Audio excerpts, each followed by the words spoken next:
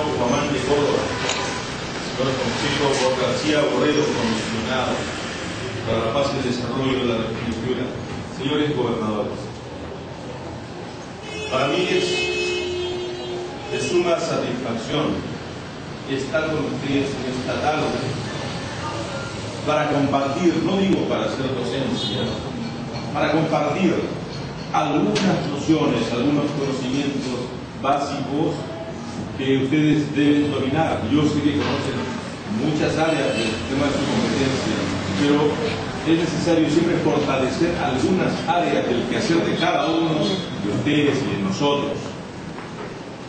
Quiero entonces decirles que el sector interior al cual todos pertenecemos, sector interior, tiene la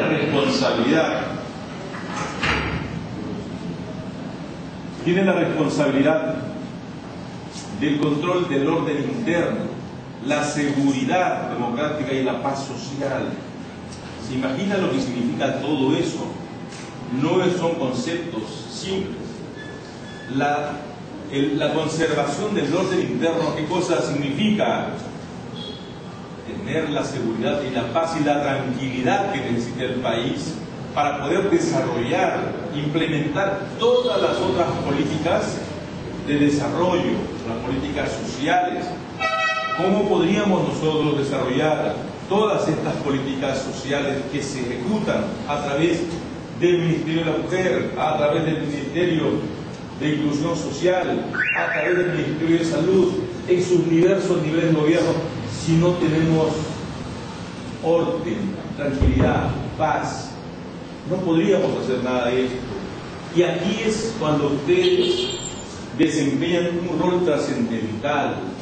Las autoridades políticas tienen esa responsabilidad. Las autoridades políticas desde su creación, después del virreinato, desde los primeros años de la República, el gobierno interior, desde la creación del gobierno interior, desde aquel entonces, hablo del siglo XIX, desde ese entonces, los gobernadores, los prefectos, los subprefectos han tenido un rol trascendental en la vida política del país, porque son ustedes los que están en los niveles, en todos los niveles y estructuras sociales del país.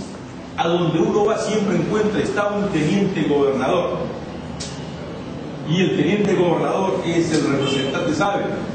Es el que representa al presidente de la República en ese lugar más apartado del país. ¿Ah? Y eso no es cualquier cosa. Representar a nuestro presidente, a nuestro más alto dignatario, siempre debe ser un honor y una alta responsabilidad. Y eso no solamente el discurso, no solo el discurso, sino que esa responsabilidad debe llevarse siempre en el desempeño de nuestras funciones. No porque yo sea el teniente gobernador, el que tengo la autoridad, voy a ser el primero en ejercer actos de abuso, de prepotencias y cosas parecidas en el lugar. Eso jamás puede darse, porque no están actuando a nombre propio, están actuando en representación del presidente de la República. Alguien podrá decir, no, pues eso cuando estoy en mi oficina, en mi casa, cuando ya estoy en mi casa ya no soy, ya soy particular y puedo hacer lo que me da la gana. No, señores. El funcionario, el servidor público, siempre, en todos los actos de su vida, es funcionario, hasta en el ámbito privado, y están sometidos al control político, siempre. La prensa tiene el derecho de ocultar, o de ver, de observar, de denunciar. Los ciudadanos también. Les digo esto porque el rol que ustedes tienen es un rol de muchísima trascendencia, y el tema de la seguridad y el orden interno va más allá. ¿Por qué necesitamos tranquilidad? ¿Por qué necesitamos orden? Y hemos dicho, para poder ejecutar, coadyuvar en la ejecución de los otros programas, de los programas sociales. Y ustedes también son un aporte valioso, ustedes también son trascendentales, son coadyuvantes, colaboradores en la ejecución de esos proyectos, de esos programas. ¿A quiénes recurren los funcionarios servidores de los ministerios cuando van allá a un distrito, van a ir a un asentamiento humano, a un centro poblado? Al teniente gobernador, porque es el que conoce a toda la población, conoce a los ciudadanos y es el que puede garantizar la seguridad en ese lugar. Imagínense la trascendencia del rol que ustedes tienen. Es un rol de suprema importancia, y eso hay que valorarlo. Ahora quiero decirles, tener un cargo en nombre del presidente de la República debe ser considerado como la oportunidad que la vida nos da para poder ayudar a nuestra comunidad, ayudar a nuestro pueblo, valorarlo así, pensar que es una gran oportunidad que tenemos para hacer muchas cosas en nombre de nuestra comunidad. Y si sumamos esos actos particulares de cada uno de ustedes a nivel nacional, podemos hacer el gran cambio, la gran transformación, podemos hacer lo que nuestro presidente siempre invoca, la inclusión social, hacer la inclusión de esos sectores que así nomás no son considerados, poblaciones que así nomás son olvidadas, por lo general son olvidadas, pero que no tienen voceros, no tienen representantes legítimos. Yo considero que ustedes son los representantes legítimos y que deben actuar de esa manera. Luego de decirles esto, yo quiero desarrollar con ustedes algunas otras categorías, un poquito ya de accionar del sector interior, ya en otros niveles. Bien, cuando nosotros hablamos de la seguridad democrática,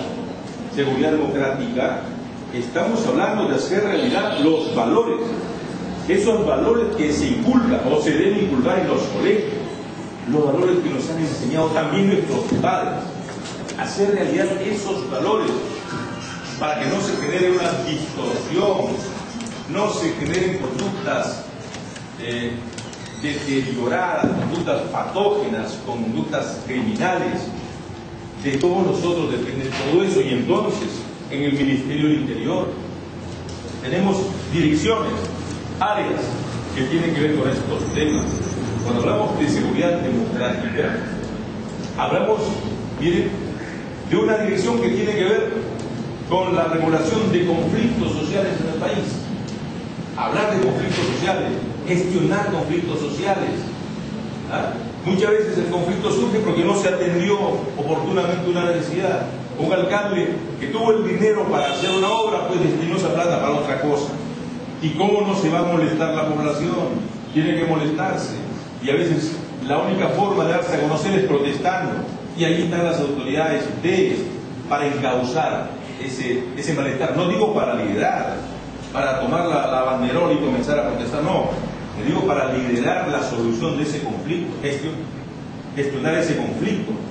Es decir, descubrir, examinar dónde está la causa. Si la causa está en que no se está ejecutando una obra que está presupuestada, ir con un grupo de representantes de esa población, ir ante esa autoridad, instarle, pedirle que de una vez se ejecute la obra. Es una obra de carácter social, es importante para la comunidad. Hacer esa gestión es importante realizarlo. Eso es gestionar el conflicto. Pero si uno permanece indiferente, se cruza de brazos y deja que la gente comience a protestar, nadie le hace caso, protesta más, no le hace caso, comienzan a bloquear pistas, carreteras, tomar locales, imagínense, nuestra inacción está ayudando a que el conflicto desborde.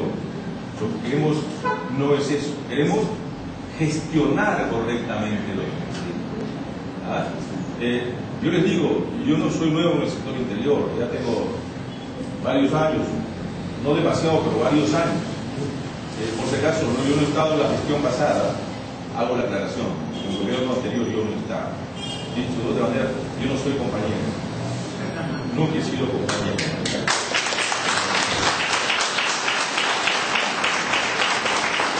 Entonces, pero he visto, hay tenientes gobernadores, he visto, y les cuento eso, tenientes gobernadores que en lugar de gestionar el conflicto como se les está diciendo, ¿qué cosa han hecho?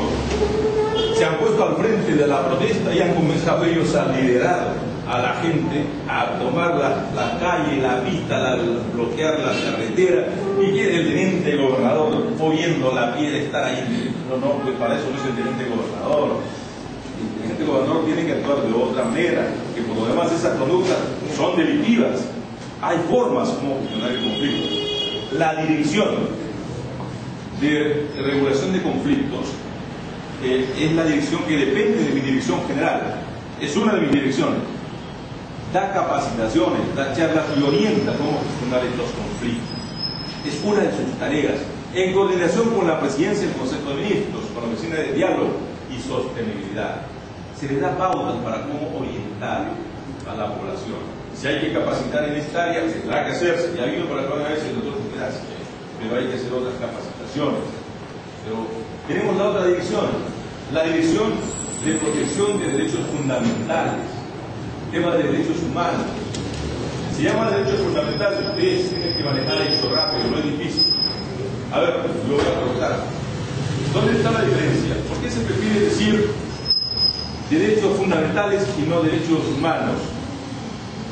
Digo, es preferible decir derechos fundamentales y no derechos humanos. Hay una razón. Eso para que ustedes nos dejen. ¿Cuál creen que sea la razón? A ver. Son inherentes a la persona, sí. Derechos fundamentales. Pero hay otra razón.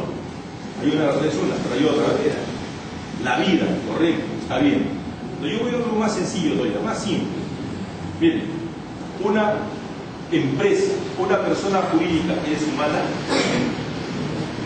Tiene vida la persona jurídica, la empresa no tiene vida, ¿no? No tiene vida, ¿no? Ya.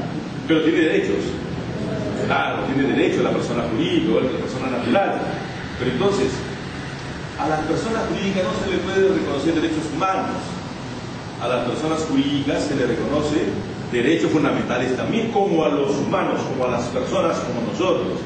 Entonces, tanto personas naturales, personas como nosotros, tanto a las personas jurídicas, empresas, instituciones, para todos se le reconoce derechos fundamentales. Esa es la categoría: el derecho a la propiedad, el derecho a la dignidad, el derecho a la vida, a la libertad, al nombre, etc. Entonces, se debe hablar de derechos fundamentales como primera categoría. En el Ministerio, he dicho, hay una dirección de protección de derechos fundamentales. Es una dirección que depende también de la Dirección General para la Seguridad Democrática. ¿Ya? Y otro de los órganos que tienen existencia en diversos lugares del país y que han sido creados en aquellos procesos posteriores al problema interno que tuvo el país en la lucha contra el MRTA, Sendero Luminoso, después de someter a estos grupos, tuvieron que crearse estos órganos importantes para buscar la reconciliación entre las poblaciones, para poner autoridad en donde los alcaldes, los jueces, los fiscales, los gobernadores se habían retirado porque eran amenazados o eliminados por el terrorismo. Entonces había que designar a funcionarios para que asuman este rol de generar la reconciliación, la paz en estas poblaciones. Y se tuvieron que crear entonces estos organismos llamados los comisionados para la paz y el desarrollo. Los comisionados fueron creados con ese propósito de buscar la paz y el desarrollo en estos lugares. Los comisionados para la paz tienen ese rol, tienen esa función de acercar a las instituciones, de vincular a las poblaciones para la búsqueda de la paz, para la generación del desarrollo en las comunidades, en los distritos, en las provincias. Aquí en Piura, nuestro comisionado cumple a satisfacción esa responsabilidad de estar presente en las comunidades. Y miren, aquí quiero decirles algo, yo sé que en otros sitios no nos entienden, pero ustedes sí. No se trata de decir solamente, eso lo dice porque viene del libro, no, pero nosotros no tenemos condiciones y no tenemos esto, no nos dan nada y por eso no podemos hacer gran cosa. Y no se trata de ponerse en esa posición, se trata de asumir una posición proactiva, es decir, generar iniciativas, buscar colaboraciones, agenciarse de personas, instituciones que se comprometan con nuestra causa. Y yo les tengo que decir, miren, acá nuestro comisionado, no vayan a pensar que tiene un presupuesto de 50.000 soles mensuales, de 60.000 al mes para hacer lo que hace. No. ¿Cuánto creen que le asignamos al mes? A ver, sin miedo, ¿cuál es tu propuesta para que haga su labor? 100.000 soles mucho, 4 soles. 20.000 mensuales, ¿no? A las justas son 4.000 soles. Mensuales, 4.000. No se molesta porque estoy revelando. Miren. Y sin embargo, hacen muchas cosas, realizan muchas acciones, pidiendo oficios, pidiendo colaboración de otras entidades, el apoyo de profesionales que están con él, y así cumplen su responsabilidad. Entonces no se trata solamente de llegar a un cargo para ponerse a llorar. No me dan nada, no hacen esto y lo otro, no dan ni un lapicero. Ya conocemos eso. Yo le digo a los policías, miren, a los policías, cuando uno va a hacer las inspecciones, le doy el mensaje y le digo, miren, por si acaso yo no voy a hablar acá de elecciones ni pago, así les digo. Pero ¿por qué les digo eso? Porque lo primero que hacen cuando uno va es a hablar de que no le llega su remuneración, no le han pagado, el efectivo impagado, le han ofrecido, no le han aumentado y cosas así, que hace años que vive así. Pero yo le digo a él, señor policía, usted para presentarse como policía estaba informado, sabía que el policía ganaba 10.000 soles mensuales, 20.000 soles mensuales, sabía que ganaba así, o sabía cuál era el pago que tenía. Sabía, ¿no? Sí sabía, ese era el pago que tenía el policía. Entonces, no venga usted a reclamar cosas que sí sabía. Usted sabía que ganaba así. ¿Tiene derecho a ganar más? Sí, es verdad.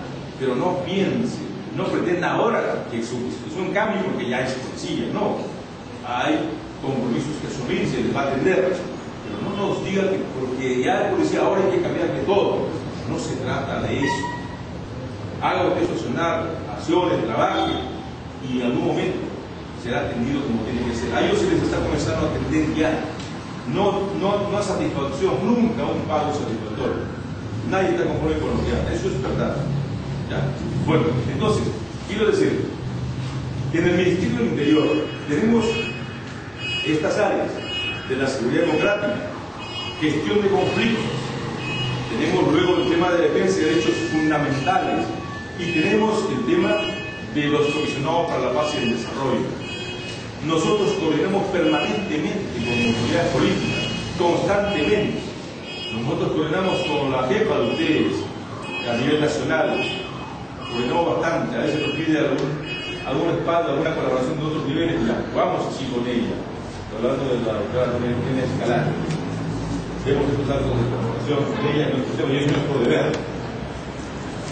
Quiero decirles ahora y hablarles de un tema muy delicado, espero que nos ayuden ustedes. Miren, en nuestro país y en el mundo venimos sufriendo uno de los más grandes flagelos que registra la criminalidad en el mundo, ¿cuál? Es la trata de personas. La trata de personas. ¿Qué es eso? Suena, el nombre así nomás no dice nada. Trata de personas. Si alguien nunca escuchó esto, trata, ¿qué cosa trata? Es tratar a las personas, conversar con las personas. El nombre no dice mucho. Sin embargo, es uno de los delitos que lacera, que agravia con mayor impacto a las poblaciones en el mundo y en particular a las poblaciones más vulnerables. ¿Cuáles son estas poblaciones? La niñez, la adolescencia y el público femenino. ¿Qué cosa es? ¿De qué se trata? Es del tráfico de personas, la explotación de niños, niñas y mujeres para la explotación sexual. Y esto se da en todos los niveles en nuestro país y en el mundo. Miren, la información de la Organización Internacional para las Migraciones, ¿qué cosa nos ha informado? Que este delito actualmente ocupa el tercer lugar a nivel mundial, después del tráfico de drogas, después del tráfico de armas, está el delito de trata de personas. ¿Qué cosa es eso? El lenguaje más simple y más sencillo. Hay personas que van a los pueblos más alejados, van a captar niñitas, a captar niños, bajo varias modalidades. Una de ellas es ofrecer a ese padre que ve humilde, pobre, ofrecerle, dar atención a su hija, a su hijo. Mira, te podemos ayudar, en Lima te vamos a ayudar a criar a tu hijo o a tu hija. y lo vamos a llevar, le otorgan un poder el traslado de tu hija, vamos a cuidar y te podemos dar algo para que tú estés tranquilo aquí en tu casa. Esa es la modalidad llamada del padrinazgo. ¿Y qué hacen con estas niñas? Luego que son entregadas, son llevadas a las capitales más importantes del país, llevadas para ser sometidas o a explotación laboral, explotación laboral doméstica, pero bajo un régimen de esclavitud, y en otros casos, cuando llegan a la edad de 12 años, 13, las venden a personas dedicadas al tráfico de personas para explotación sexual. Comienzan a ser utilizadas, explotadas en lenocinios, en prostíbulos clandestinos, niñas, adolescentes. Eso está pasando en nuestro país. También se ha estado llevando niñas y niños a esta zona de Puno y Madre de Dios. Ustedes saben que ahora la explotación minera ilegal se está dando con mucha fuerza en Madre de Dios y en Puno. Hay una zona ahí en Puerto Maldonado, alejada de la ciudad, en donde existen 100 prostíbulos, prostibares le llaman así, y son captadas adolescentes y mujeres y llevadas desde lugares como Quito, Huánuco, el norte de nuestro país, Tumbes, Lima, llevadas a estos lugares.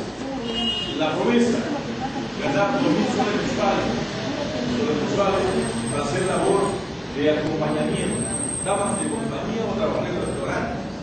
Le damos un adelanto de cuánto, de 300 soles, más acompañamiento para que se emocione la adolescente o la señorita. Luego Lima le quitan los documentos y después de eso a Cusco, y Cusco para el otro lado, para llegar a estos lugares escarpados, alejados.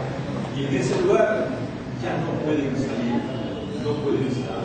Cuando intentan, se dan cuenta que están sometidas a este trabajo, intentan escaparse y ahí son capturadas, golpeadas, maltratadas y no pueden salir.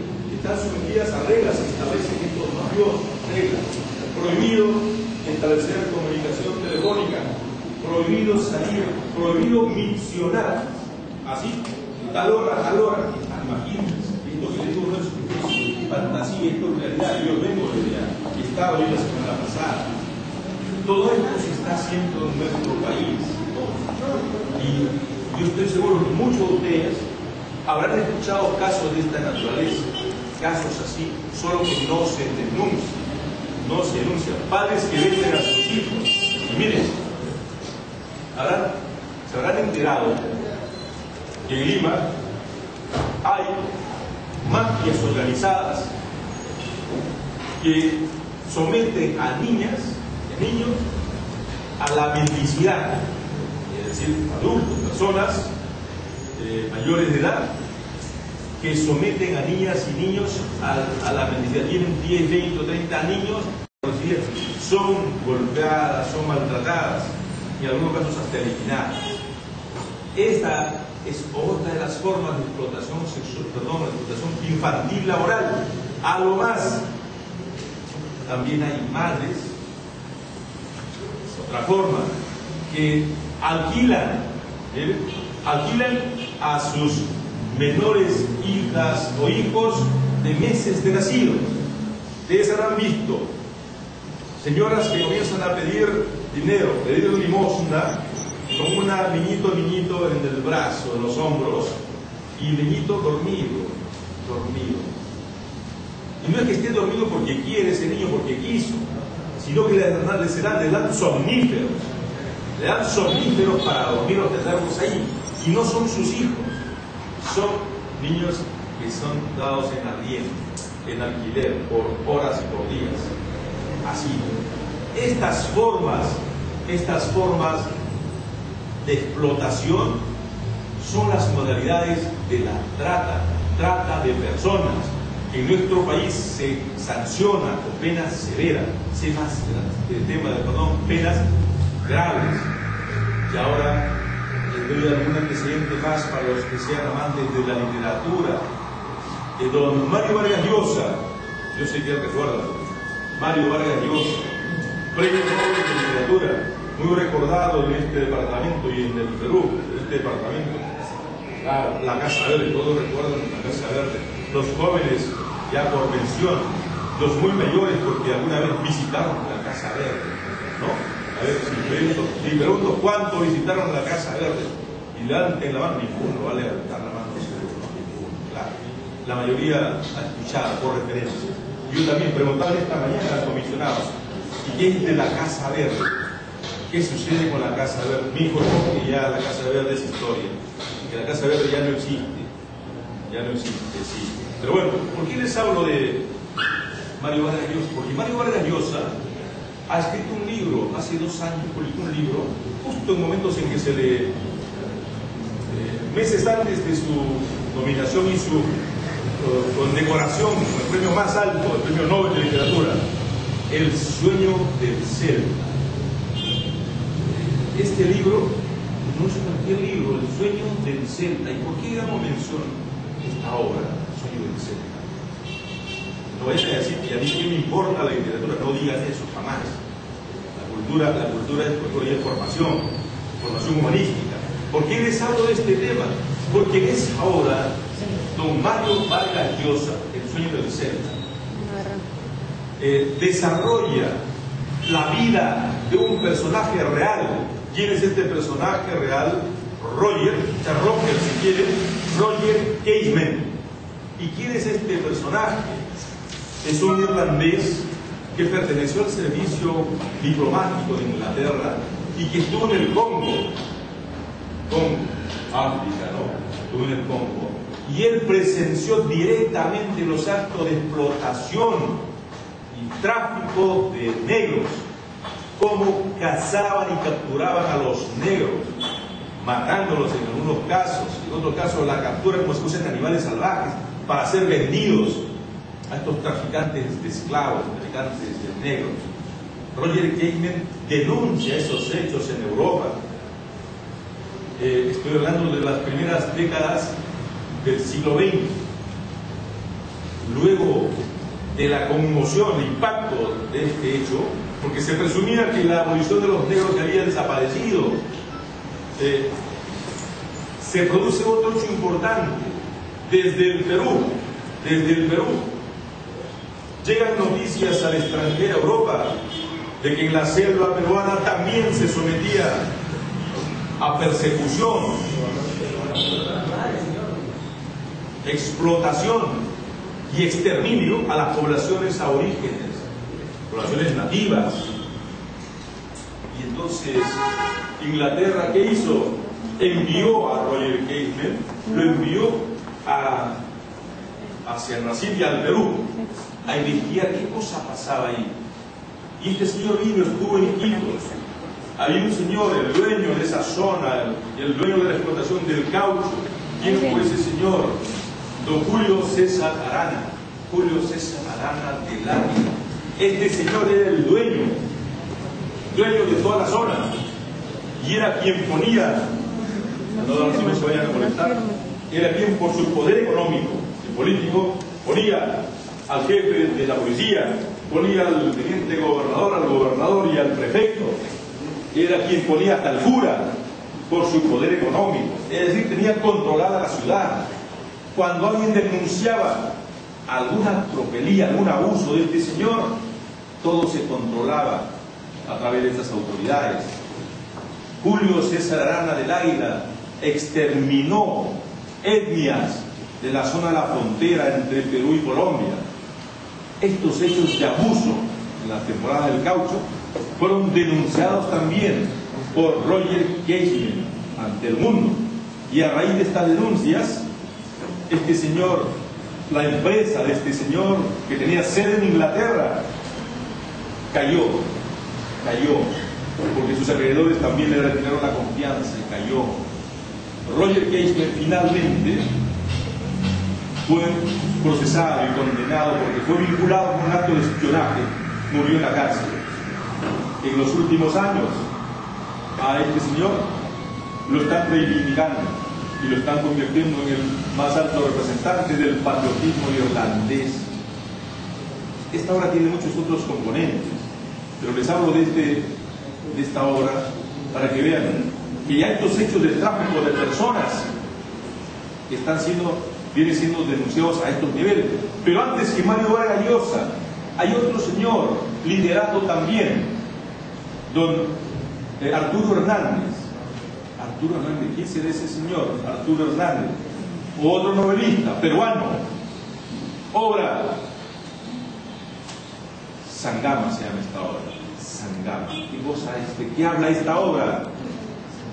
Esta obra trata de las vivencias, es cierto, de la selva, del hombre de la selva, pero también desarrolla las actividades que realizaban los caucheros en la zona. Y me interesa hablar y les hablo de esta obra porque en esta obra también se describe cómo los traficantes de personas iban tras la casa de los hijos de los nativos, las llamadas correrías, armaban grupos con los rifles de ese entonces, iban por el Bajo Ucayali, iban a los campamentos, núcleos poblacionales de las poblaciones nativas, indígenas, y para capturar a los niños, ¿qué hacían? Daban muerte a los padres, mataban a los padres y madres para poder aprender, coger, capturar a los niños y luego atados, amarrados, eran trasladados en balsas hacia lugares de Iquitos para ser vendidos. Y esto que narra este literato no es solo literatura, fueron hechos de la realidad. Vean entonces, les quiero decir que el tráfico de personas, la trata de personas, no es un tema nuevo, es un tema que está inserto en nuestro país hace muchísimo tiempo, hace muchísimos años. Es la versión moderna de la esclavitud de otros tiempos. Ustedes recordarán que a los esclavos negros que venían del África, cual si fuesen animales, los estigmatizaban, colocaban una marca. ¿Y cómo les colocaban esa marca? ¿Cómo que ella? La vamos a preguntar, yo pregunto, y al que se está durmiendo con más ganas le pregunto, calentaban un fierro con su señal,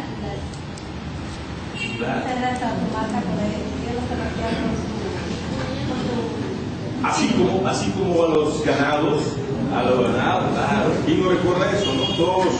Todos los que no somos de Lima sabemos, somos del interior del país, sabemos cómo cada ganadero identifica a su ganado. Claro. Así se identificaban los negros cuando llegaban, les colocaban la marca a fierro candente, al rojo vivo, en el hombro o en la espalda, y de esa manera, con la cicatrización, quedaba la marca perfectamente identificada, ¿no? Así se traficaba y así se vendía esclavos en nuestro país. Y para que vean, les voy a decir algo más que puede causar escándalo. Cuando llegaron, no se preocupen, no voy a hacer historia, pero es importante que le diga esto. Cuando llegan acá los españoles, llegan a América, se produce un debate intenso entre dos curas, ¿ah? Entre el padre Ginés de Sepúlveda y el padre Bartolomé de las Casas. ¿Ah? Un debate intenso. ¿Y por qué ese debate? ¿Por qué polemizaban los curas? ¿Saben por qué? Porque tenían ellos que determinar si nuestros ancestros, nuestros antepasados, los aborígenes americanos, eran o no hijos de Dios. ¿Qué les parece? Tenían dudas. ¿Ah? El padre Ginés de Sepúlveda decía que jamás no podían ser considerados hijos de Dios, porque ellos tenían el estatus de esclavos, y los esclavos son cosas, y si son cosas jamás pueden ser hijos de Dios las cosas. ¿Ah? Fray Bartolomé de las Casas, muy por el contrario, reivindicó la condición humana de nuestros aborígenes, de nuestros ancestros, que nuestros salvajes americanos, nuestros antepasados, eran seres humanos y por lo tanto hijos de Dios y deberían merecer la protección de los gobernantes. En ese debate intenso ante la corte de España, Quien ganó finalmente fue Bartolomé de las Casas. Menos mal que los reyes le dieron la razón. Entonces, le doy este contexto para que vean cómo este tema no es un tema nuevo, pero en la actualidad se ha acrecentado muchísimo más. Todos, hasta en el poblado más lejano, tienen acceso a Internet. Hay acceso bajo diversas formas. ¿Y qué pasa con los niños actuales? Los niños desde 3, 4, 5 años. ¿Tienen menos conocimiento que sus padres? No, al revés. Ellos son los hijos de la informática. Ellos son los que conocen más. Ellos enseñan al padre. Muchos padres que ya no quieren meterse con la informática, ni siquiera la computadora. Hay personas que son felices con su máquina de escribir. Remington, Olivetti, le gusta ver que el carro corra, ese carrito, ¿no? Corre, algunos carros escapan inclusive, pero le gusta eso, quiere la máquina, no quiere ver que el papel de la corra, le da la bola al rodillo, le gusta eso. Le ponen la computadora, no, para que eso, no, tiene miedo. ¿Por qué hablo de esto? Porque ahora a través del internet, ¿qué está pasando? La captación de niñas, y adolescentes para ser luego captadas y luego trasladadas a otros lugares, y a veces cuando los padres se enteran, ya el adolescente está en otro sitio, la niña está en otro lugar, está raptada, está secuestrada, está en otro lugar. Y si logran ser recuperadas, son recuperadas después de haber sido violadas, humilladas. Entonces todas estas cosas tenemos que saber, y les digo a ustedes porque ustedes son nuestro brazo derecho, ustedes son los que tienen el contacto con todas las poblaciones. Les digo que nosotros tenemos que fortalecer la comunicación con ustedes en este tema. Hoy día y en esta parte solo he querido hacerles ver la gravedad del problema. No es suficiente con lo que les estoy diciendo, tiene que haber capacitación. Si nuestra gobernadora viene bien, nosotros venimos con un equipo de expertos para proyectar los videos, las formas de captación, consecuencias, formas de actuación, las formas de comunicación para que estos sean capturados, estos delincuentes sean capturados. Entonces es una tarea pendiente. El comisionado, la gobernadora, estoy seguro que sí podrían implementar esta capacitación para ustedes. Es importante que se vea este tema en toda su magnitud. Yo quiero finalmente, y he dicho finalmente, yo sé que varios están querían escuchar esta palabra finalmente, ¿no? Yo quiero finalmente hacerles recordar solamente una estructura básica que tenemos a nivel de Estado y nada más, y con eso voy a terminar. ¿A qué cosa me estoy refiriendo? Que tengamos claridad en nuestra formación de lo que es el Estado, cuál es la estructura del aparato del Estado, cuáles son los niveles que tenemos en el gobierno. Entonces, sobre eso voy a decir, no les voy a robar más de 5 minutos. Miren, nuestro Estado actualmente, si bien es cierto, es un Estado unitario, pero es un Estado unitario descentralizado, desconcentrado. ¿Qué quiere decir que sea un Estado unitario? Que hay un gobernante central. Ese gobernante central es nuestro presidente de la República, nuestro jefe de Estado. No hay otros jefes de Estado. No puede haber otro jefe de Estado. Y por eso no puede haber otros presidentes. ¿Ya? Por eso se ha cuestionado que en los niveles regionales se tengan que hablar de presidentes regionales. La postura ha sido y es que se llaman delegados de los gobiernos nacionales, para no generar confusiones. Entonces, en esta parte, 3 niveles de gobierno. El gobierno, ya no digo en el gobierno central, ya no existe el gobierno central, es el gobierno nacional. Gobierno nacional, primer nivel. Segundo nivel, gobierno regional. Y el tercer nivel, ese es el gobierno local o municipal. 3 niveles de gobierno: gobierno nacional, gobierno regional y gobierno local.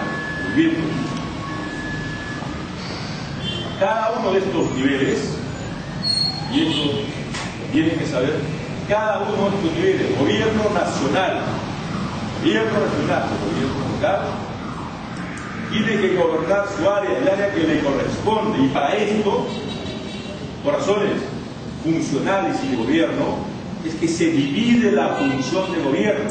¿Cómo se divide la función de gobierno? En sectores. Esos son los sectores de la administración, sectores de la administración gubernamental, sectores. Y para los sectores existen entonces los responsables. ¿Y esos responsables cómo se llaman? A nivel del poder del gobierno nacional, ¿cómo se llaman estos responsables de los sectores de gobierno?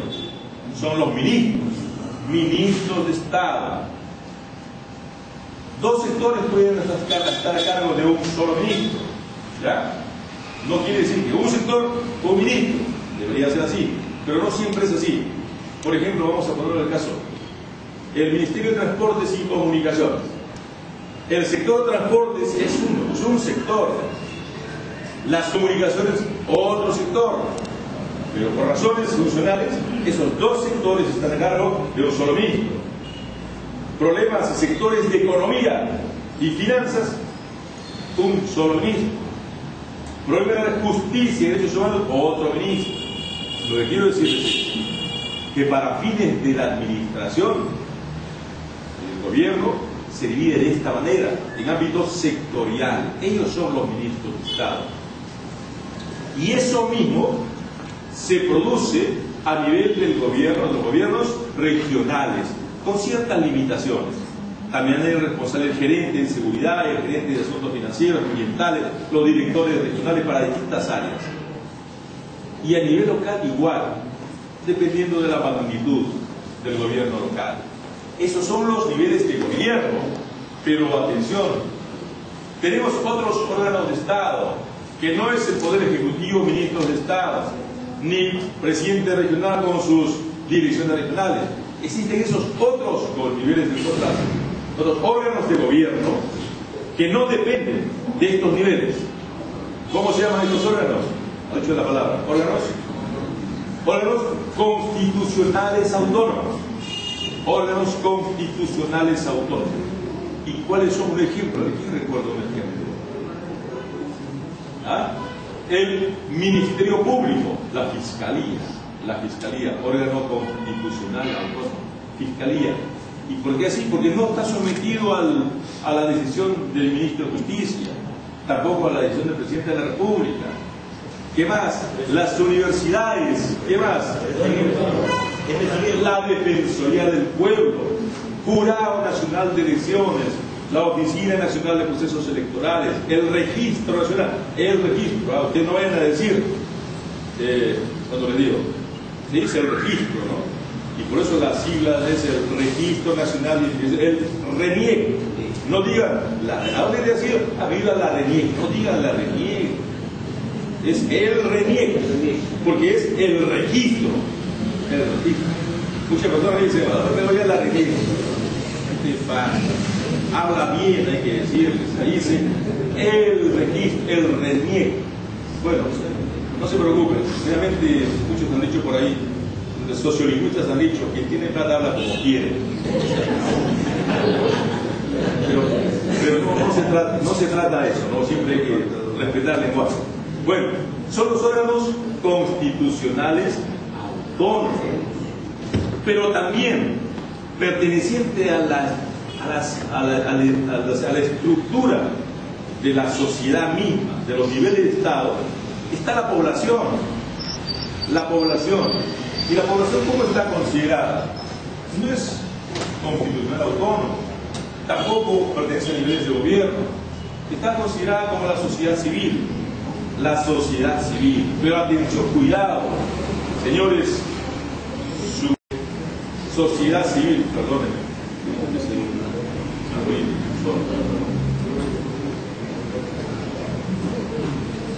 De sociedad civil. Tengan cuidado. La sociedad civil, escúchenla, la sociedad civil, no porque lo diga yo, sino porque así está establecido en los estudios de ciencia política, politología, sociología, y así es. La sociedad civil está conformada por todo el conjunto de personas que no integran, ¿no? O no forman parte de los diversos niveles de gobierno o de órganos constitucionales.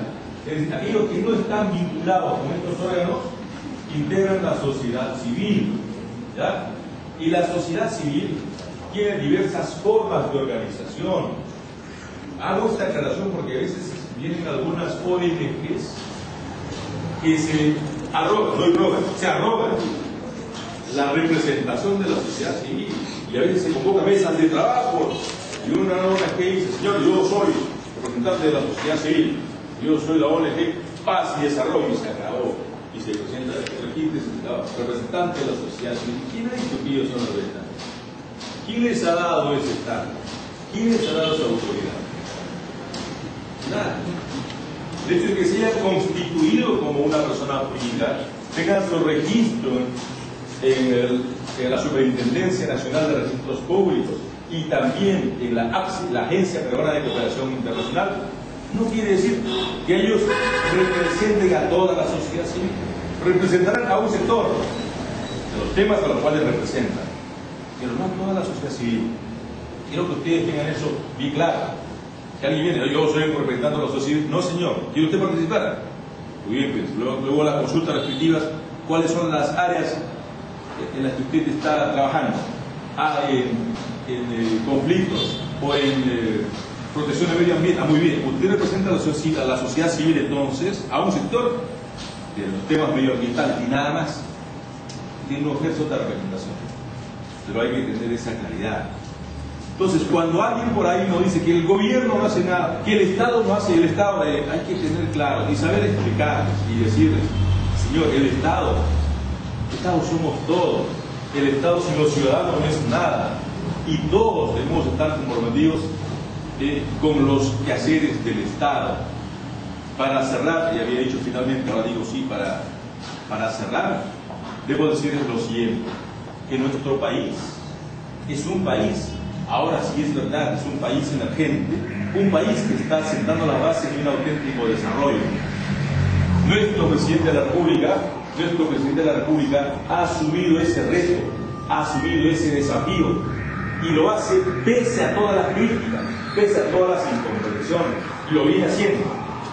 No está actuando bajo otras orientaciones, otros propósitos, pero hay que saber y saber explicar que los problemas que tiene nuestro país son problemas centenarios que vienen desde la llegada de estos señores que vinieron del otro lado del mar, desde la llegada de los españoles. Nuestro Estado Inca, se desmembró, se quebró aún más y está un poco lesionado. Y desde ese entonces no hemos podido, quede claro esto, no hemos podido construir hasta el momento un verdadero Estado consolidado. Lo que hemos hecho es tratar de crear un Estado. Estamos tratando de consolidar, crear un Estado con estructuras replanteadas, reestructuradas. Estamos tratando de hacer eso. Pero lo que tenemos que garantizar es que las políticas de Estado que van más allá de un gobierno se mantengan. Que cada gobierno fortalezca aún más esas orientaciones para que se pueda decir: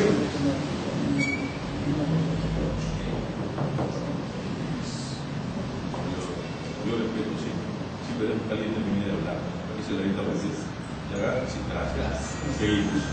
Bien, entonces decía, estos temas, miren, no son temas nuevos. La existencia de un país multicultural es un tema antiguo, forma parte de nuestra estructura nacional. Nuestros estudiosos más grandes, Jorge Basadre, el mismo José Carlos Mariátegui, ellos, al hacer sus estudios de nuestro país, han planteado cuáles son las grandes fracturas que tenemos en la constitución de nuestro país. No es fácil desarrollar políticas públicas cuando tenemos una geografía diversa. El hombre de la costa no es igual que el hombre de la sierra. El de la sierra tampoco es igual que el hombre de la selva. Pese que hay patrones comunes, pero las culturas son distintas. y entre la propia sierra. No es igual el quechua hablante del norte que el quechua hablante del sur. El selvático de Loreto no es igual que el selvático de Madre de Dios. Entonces, construir un país realmente unitario, un Estado unitario, es una tarea dura, es una tarea difícil. Por eso yo siempre digo y hago recordar lo que dijo Jorge Asade, que el Perú es cierto, es un problema, pero más que un problema es una gran posibilidad. Y nuestro presidente ha asumido el reto de consolidar a este país, pero requiere del apoyo, requiere la ayuda de todos nosotros. No sea a la gente que reclama y reclama sin comprender todo esto. Hay que decir, Señor, hay más de 200 años de problemas que no se han superado. Sea usted tolerante, comprenda, estamos actuando en esa línea, venimos actuando bien, pero comprenda, en 5 años no vamos a agotar, solucionar todos estos problemas. Necesitamos el aporte de usted, Señor, no solo de sus críticas, también de su participación, de su accionar. Yo creo que si actuamos de esa manera y planteamos las cosas así, nos van a comprender. No se trata de rechazar por rechazar a la persona, hay que explicar. Cierro diciéndoles que yo he sido en esta tarde uno de los afortunados de haber tenido la ocasión de ser escuchado por un público que tiene contacto con cientos y miles de personas. Soy el afortunado porque sé que ustedes van a consolidar su propuesta, que son propuestas que nacen del nivel más alto del gobierno, que nace de nuestro presidente, que nace de estas políticas públicas presidenciales. Por eso les digo, me siento congratulado, me siento reconocido de que ustedes me hayan escuchado con suma atención estos mensajes que he querido transmitir en esta tarde. Muchísimas gracias y hasta pronto.